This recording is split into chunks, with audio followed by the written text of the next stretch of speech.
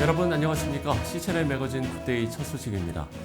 대한예수교 장로회 통합 전국교역자 부인연합회가 6월 11일부터 13일까지 소망수양관에서 다시 은혜의 자리로라는 주제하에 제34회 총회와 수련회를 열고 목회 현장의 동역자로서 책임과 사명 감당의 중요성을 재확인했습니다. C채널 취재팀이 보도합니다. 6월 11일부터 13일까지 경기도 광주 소망수양관에서 열린 전국교역자 부인연합회 정기총회. 이번 총회에는 신임회장으로 포항동의 큰교회 한영옥 사모가 선출됐으며 총무에는 삼송교회 이성은 사모, 서기는 든든한교회 고명희 사모, 회의록 서기 광염교회 박경옥 사모, 회계 광주 명성교회 정경자 사모, 부서기 춘천 동북교회 김남주 사모, 부회록 서기 문백교회 이혜연 사모, 부회계 옥산중앙교회 최영옥 사모가 선출됐습니다. 연합회 신임회장 한영옥 사모는 목회자의 아내가 살아야 교회가 산다며 목회자의 아내들이 서로 위로하고 격려하는 아름다운 연합회가 세워지도록 하겠다고 말했습니다.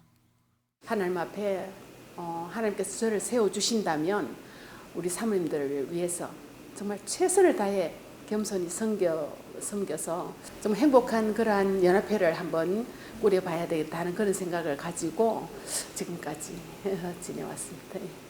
1991년 창립된 전국교역자 부인연합회는 수련회와 각종 세미나 등을 통해 사모들에게 필요한 에너지를 공급하며 목회자 자녀 장학 사업과 목회자 유가족의 위로와 격려, 각종 재난과 재해로 인한 교회들의 피해 현장을 위로하고 방문하는 사업 등을 진행하고 있습니다. 자립대상 교회 자녀들과 농어촌 교회 자녀들을 위한 장학 사업을 하려고 그럽니다. 그리고 셋째는 이제 우리 사모님들이 모이면은 즐거워야 되고 행복해야 되잖아요. 그래서 모이면은 우리가 화합하는 장을 만들어야 되겠다. 연합회는 제34회기 연례적인 사업 진행과 함께 전국 각 지회장 및 실행위원 세미나, 호주 시드니 음악홀 등에서 전국교역자 부인연합회 합창 공연을 준비하고 있습니다. 올해 34회기를 맞이해서 전국에 있는 사모님들을 사회부, 장학부, 선교부 또 이런 부서들을 통해서 그분들의 어려움을 듣고 또 도움을 드리고 있고 위로하고 격려하는 그런 활동들을 많이 하고 있습니다. 한편 연합회 신임 임원들은 6월 19일 C채널 방송 사옥을 방문하여 세계 선교와 복음 전파 사역에 대한 사명을 재확인하는 시간을 가졌습니다. C채널 뉴스 김지윤입니다. 국제구호단체 사마리안 퍼스가 수단 내전으로 피해를 입은 사람들을 위해서 다양한 방면의 구호 활동을 이어가고 있습니다. 2023년 4월부터 수단 내 정부군과 준군사조직 사이의 전투가 1년 넘게 지속되어 오면서 약 850만 명 이상의 피난민이 발생했습니다. 이에 사마리안 퍼스는 세계식량계획 WFP와 협력해서 피난민들에게 의료와 식수 지원, 그리고 157톤의 식량을 조달하는 등 다양한 지원을 전개했습니다. 사마리안 퍼스 수단 긴급구호 담당자 데이브 필립스는 대부분의 사람들이 가족의 생명을 지키기 위해서 피난길에 올랐다며 하나님이 그들을 결코 외면치 않는다는 걸 구호 활동을 통해 알리고자 한다고 전했습니다.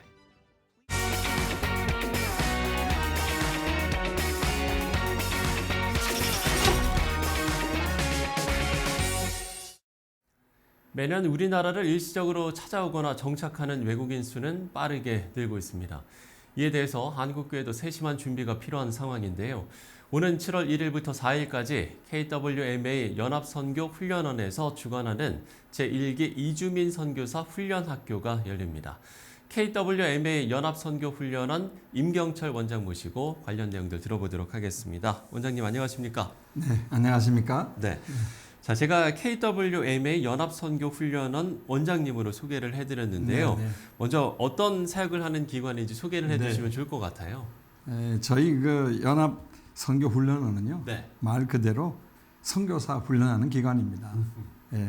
근데 이제 지난 한 20년 전 초창기에는 네. 저희들에게 연합하는 동역하는 선교 단체들이 자기 나름대로의 그 선교사 훈련 프로그램을 마련하지 못하고 또 훈련할 수 있는 훈련 사람들도 부족한 상태였습니다. 그래서 저희들이 훈련받을 선교사들을 이제 모집을 해가지고 네. 저희들한테 위탁을 받아서 그분들을 훈련해 줬죠. 근데 이제 지금은 20년이 지나다 보니까 그분들도 각 선교단체들이 잘하고 계세요. 근데 이제 이번에 아시다시피 사회적인 우리 변화가 있는데 외국에서 이주민들이 많이 들어오게 됐습니다. 그렇죠.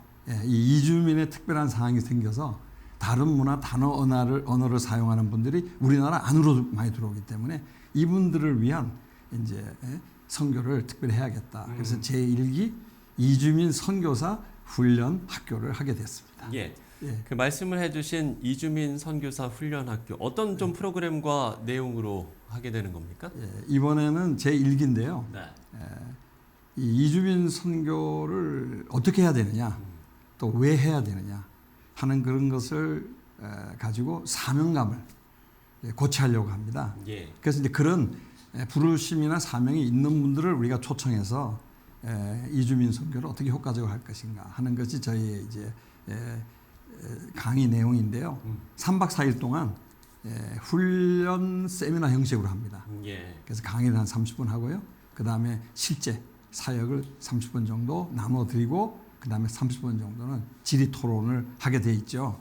그래서 이제 가장 중요한 것은 이제 잘 아시다시피 이주민 선교사로서 필요한 소명과 예, 예. 어떤 정체성을 가지고 해야 되느냐 그런 것을 위시해 가지고 이주민 사역의 이론과 실제적인 걸 다뤄요. 근데 이제 이주민 선교에 있어서 우리가 그 4가지 정도 또는 5가지 정도의 사람의 부류가 나눠집니다. 예. 첫 번째는 다문화 가정이죠. 결혼이라든지 한국에 영주하거나 기하하신 분들. 그 다음에는 장단기로 근로, 그러니까 쉽게 얘기하면 돈 벌러 오신 분들, 근로자들이 있고요. 그 다음에는 이제 유학생들이 있습니다. 예. 그 다음에는 난민들이 있어요. 특별한 사유가 있어서. 그 다음에 특별히 이제 하는 마지막으로 다루는 것은 그 이슬람의 사회적인 문제지 않습니까? 이슬람 이분들을 어떻게 우리가 선교할 것인가. 이런 중요한 주제를 가지고 이주민 선교를 좀 우리가 활성화하고자 그런 목적으로 합니다. 이렇게 빠르게 변화하는 세상의 어떤 환경 속에서 글쎄요 어떻습니까? 좀 이주민 선교사의 필요성을 해마다 더 좀 체감을 하고 계십니까? 어떻습니까? 예, 지금 상황이요. 현재는 뭐 한 300만 정도의 이주민을 우리가 추산하고 있습니다. 예. 그런데 지난 한 3, 4년 동안은 코로나 때문에 특별히 근로자와 유학생들이 비자를 못 받고 입국을 못 해서 사실은 좀 정체되거나 줄었어요. 그런데 이제 코로나도 끝났잖아요. 그렇지 않습니까? 그러니까 이제 이런 코로나 문제가 해결되니까 더 많은 사람들이 옵니다. 근로자들도요. 갑자기 신문지상에 뭐 팽창하고 있지 않습니까? 그리고 특별히 유학생에 대해서도 정부 시책이 변하고 있습니다. 옛날에는 그 이제 한국 언어 테스트 시험을 토픽이라고 그러거든요. 예. 3급 이상 4급을 따야 소위 말해서 입학 허가서를 줬어요. 근데 이제는 토픽 없이 그러니까 한국말 몰라도 대학생들 그 이상의 석박사 학생들을 입학 허가서를 주고 오고 이제 중고등 학생들까지도 확장이 됐습니다. 예. 그래서 이렇게 이제 점점 한국을 찾아오는 사람들이 늘어나고 있거든요. 이것은 현재에 있어서 그렇기 때문에 우리가 이런 분들을 위한 다양한 선교 전략도 의논하고 토론하고 개발해야 되고요. 예. 또 뿐만 아니라 이런 분들을 이제 잘 사랑으로 마음에 품으면서 복음을 전해가지고 제자를 삼을 즉 선교할 선교사가 필요한데 이 부분은 태부족입니다. 너무나 부족. 많이 부족한 예, 상황이 그래서 우리 한국교회가 빨리 눈을 뜨고 함께 합심해서 그 선교사들을 준비해서 파송해야 됩니다. 예, 그렇군요. 이주민 선교사는 뭐 사실 사역지만 국내지 이게 해외 선교사 파송하는 것과 좀 같다라고 봐도 되겠습니까? 어떻습니까? 제가 좀 간단하게 말씀을 드리면 우리가 서구 교회들이 전통적인 선교를 하는 방법은 이 선교사 주로 이제 목사님들을 아마 한 4년 신학을 7년 정도 공부를 시키고 훈련을 시켜가지고 또 기도와 재정으로 후원해서 파송하는 전통 선교사를 해왔습니다. 예. 물론 한국 교회도 그렇게 많이 해왔죠. 그렇죠? 그런데 이 한국 교회가 파송하는 이 선교사들이 가는 나라가 좀 크게 봐서 두 종류가 있어요. 하나는 뭐냐면 선교사 비자를 주고 선교 사역을 자유로 할 수 있게끔 하는 나라가 있습니다. 예. 예를 들어 필리핀 같은 나라죠. 그런데 또 더 많은 나라들은 선교사 비자를 안 주거나 선교 사역을 제한합니다. 선교사 숫자도 제한하기 때문에 이런 두 가지 종류의 이제 우리가 해외 파송하는 선교사 있지 않았습니까? 그런데 이 이주민 선교사라는 것은 네. 예? 선교 자유가 있는 나라에서도 이주민들이 오지만 예? 또 그렇게 선교사 비자를 주지도 않고 그게 우리 제한 지역이라고 그러죠. 주로 이제 사회주의 공산권이나 이슬람 쪽이 그런 나라 아닙니까? 그런 나라에서 사람들이 오고 있는데요. 첫 번째, 자유민주 국가에서 오는 사람들도 우리 홈그라운드에 들어오게 되면 선교사 한 사람이 나가서 그들을 선교하는 것보다 한국 교회가 그들을 품어주고 그러죠.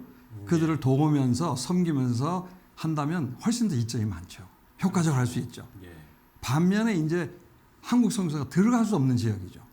비자를 안 준다든지 또 들어가도 제한하고 또 쫓아내는 뭐 가까운 나라들 그런 현상이 많이 생기지 않았습니까? 이런 나라에는 예? 우리가 절대적으로 유리하지 않습니까? 그런데 사실은 현상은 그런 나라에서 더 많은 근로자 그 유학생들이 오고 있다는 사실이에요. 예를 들어 뭐 아시죠? 중국, 베트남 예? 그런 나라들이거든요. 그래서 이 지금 이주민 선교야말로 정말 절호의 한국 교회에 준 선교의 기회고 또 더 선교를 효과적으로 할 수 있다. 뭐 그렇게 간단하게 말씀드릴 수 있습니다. 예, 알겠습니다. 자, 세계 선교의 흐름에 대한 이야기도 좀 해보고 싶은데요. 코로나 이후로 글쎄 세계 선교의 흐름이 좀 많이 변화되지 않았습니까? 가장 큰 변화라면 어떤 게 있겠습니까?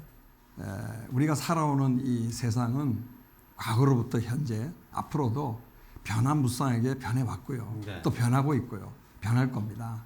근데 코로나라는 큰 이 상황이 전 세계적으로 전염병이 만연해지지 않습니까?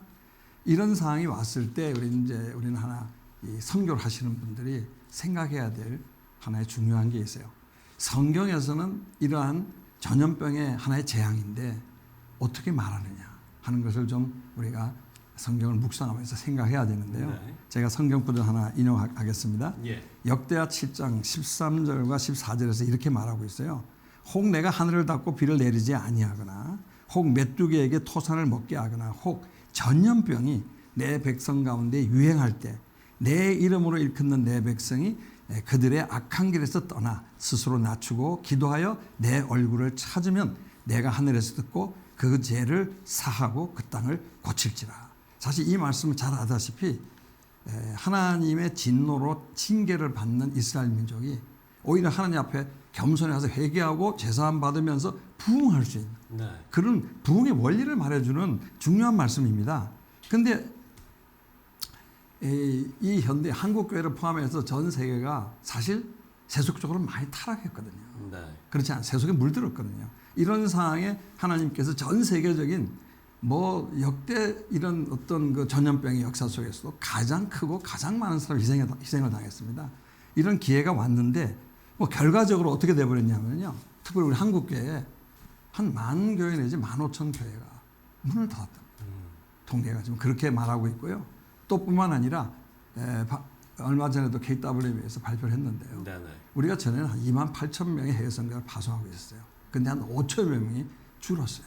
그래서 지금 22,000명이 좀 안 된다고 합니다. 그래서 이러한 아주 참담한 상황이 돼버렸어요. 그래서 이때에 지금도 이주민들이 왔는데 우리 아까 한류 말씀하신 대로 우리의 전망은 더 많은 사람이 오거든요. 우리 홈그라운드로요. 이럴 때 우리가 그들을 정말 그리스도의 사랑으로 그죠? 또 섬기며 그들을 우리가 품으면 이 복음전에서 영혼 구령하고 제사 삼아 선교할 수 있는 기회. 이것이 절호의 찬스, 좋은 찬스가 왔다. 예. 자, 이렇게 이주민 선교의 중요성이 더욱더 커지고 있기 때문에 많은 관심과 또 기도가 필요할 것 같습니다. 끝으로 한국교회와 성도들을 위해서 함께 나누고 싶은 기도 제목 나눠주시고 오늘 이야기 마무리 짓도록 하겠습니다. 네, 감사합니다.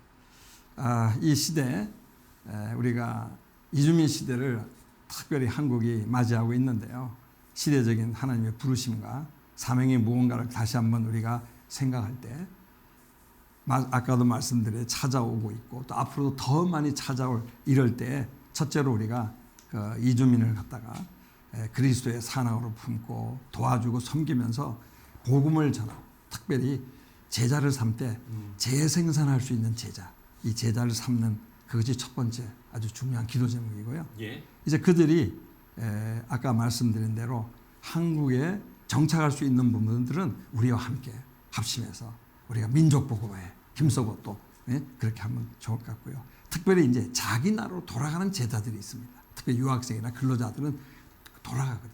그래 돌아가서 그들이 그들의 민족 비자도 필요 없고요. 자비랑하기 때문에 평생 동안 하실 수 있는 분들이거든요.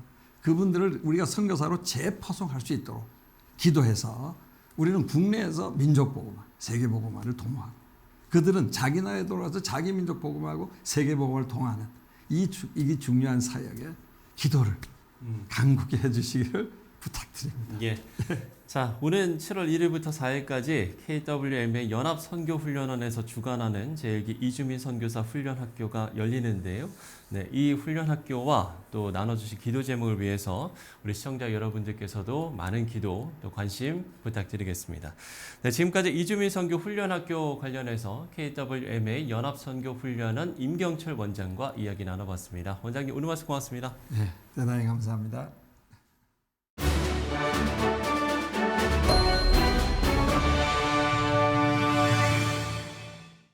네, 제주부터 장마가 시작됐습니다. 이번 여름도 폭염이 예고되고 있는데요. 교회마다 여름 사역도 시작될 텐데 안전하게 여름을 날 수 있도록 세심한 준비가 필요하겠습니다. C채널 매거진 굿데이 오늘 순서는 여기까지입니다. 시청해주신 여러분 고맙습니다.